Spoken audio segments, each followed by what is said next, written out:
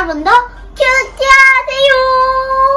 어둠에서 탈출할 수 있는 길은 예배입니다. 라는 제목으로 오늘 묵상하겠습니다. 거듭되는 거짓말로 하나님의 백성을 보내기를 거부한 바로와 애굽의 9번째 재앙이 선포됩니다.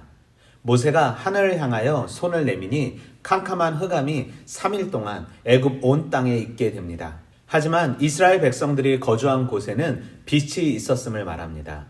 그로 인해 바로는 다시 모세를 불러 양과 소는 머물러 두고 사람들만 갈 것을 허락합니다. 하지만 모세는 여호와를 섬길 때 어떤 것으로 섬길지 알지 못하기 때문에 하나님께 드릴 제사와 번제물인 양과 소를 데리고 갈 것을 말합니다. 또 한 번 흑암 재앙이 멈추니 여호와께서 바로의 마음을 완악하게 하셔서 이스라엘을 보내기를 기뻐하지 아니하고 다시 자신의 얼굴을 보는 날에 모세를 죽일 것을 협박하고 모세 역시 다시는 바로의 얼굴을 보지 않을 것을 말합니다. 여기서 더듬을 만한 흑암이란 말은 사람들이 느끼거나 또는 손으로 잡힐 수 있는 흑암이라는 말로 어둠의 상태가 극에 달하여서 등불을 켜도 서로 볼 수 없었던 재앙임을 말합니다. 하지만 이 와중에도 하나님께서 구별해 놓으신 고센 땅에는 빛이 있었음을 말합니다. 이 말은 애굽인들이 영적인 어둠에 갇혀서 하나님을 알기를 거부하고 있는 마음 상태를 말하는 것이며 하나님을 여호와로 섬길 때에만 어둠이 아닌 빛 가운데 거할 수 있음을 말하고 있습니다. 그리고 애굽 사람들이 믿고 있었던 태양신 라에 대한 심판이었던 것입니다. 우리는 본문 속에서 빛과 어둠의 주인이신 하나님, 여호와만을 섬기는 것이 예배임을 알게 하신 하나님, 사람의 마음을 이미 알고 계신 하나님, 어둠에 살고 있는 자들을 빛으로 인도하길 원하시는 하나님을 발견할 수 있습니다. 어린이들을 보낼 수 없다고 주장했던 바로는 흑암의 재앙이 있자 이제는 소와 양 떼는 남겨두고 가라고 말합니다.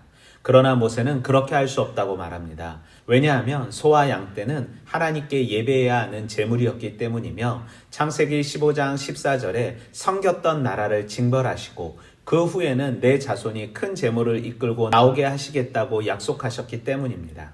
즉 이스라엘 백성들의 애굽 탈출은 스스로의 종된 삶을 정리하는 것을 뛰어넘어 하나님의 백성으로서 하나님만 예배하기 위한 탈출이었음을 다시 한번 강조한 것입니다.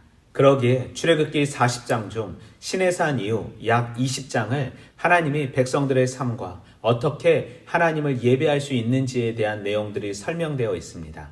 출애굽기는 단순한 탈출 이야기가 아니라 예배에 대한 이야기며 예배를 통해 하나님의 백성된 삶의 정체성을 발견하기 위한 이야기인 것입니다. 태양신 라를 섬기고 있었던 애굽은 하나님의 심판으로 3일간의 어둠만 경험하게 되지만 어둠 가운데서도 빛을 창조하신 여호와 하나님을 믿는 이스라엘 땅에는 어둠이 아닌 빛을 경험할 수 있음을 보게 됩니다. 어둠에서 빛을 경험할 수 있는 비결은 예배할 때이고 하나님의 은혜 가운데 머무를 때입니다. 예배는 우리를 어둠이 아닌 빛으로 인도하는 길입니다. 어둠을 탈출할 수 있는 유일한 길이 예배이며 하나님임을 알게 하시니 감사합니다. 또한 어둠 속에 갇혀있는 사람들에게 빛 대신 예수님을 전하고 소개하는 하루 되길 소망합니다. 나를 창세전에 예정하사 택하시고 구원하신 이유가 어둠 속에서도 예배하는 삶임을 알게 하시니 감사합니다. 내 평생 하나님만 예배하는 자로 살아가길 다짐하며 오늘도 말씀으로 화이팅!